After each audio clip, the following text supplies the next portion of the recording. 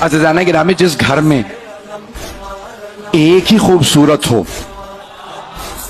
تو خاندان والے سارے القاب اسے دے دیتے، نہیں پہنچا سکا کہ بھئی یہ خوبصورت ہے، یہی چاند ہے، یہی سورج ہے، یہی ستارے، سب کچھ یہی ہے۔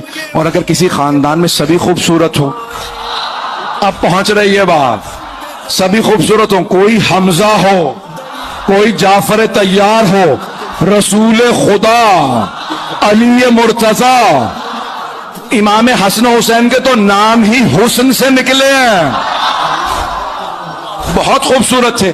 جہاں سبھی خوبصورت، وہاں جناب امیر فرما رہے ھذا قمر بنی ہاشم، اب سوچیں کتنے خوبصورت ہوں گے۔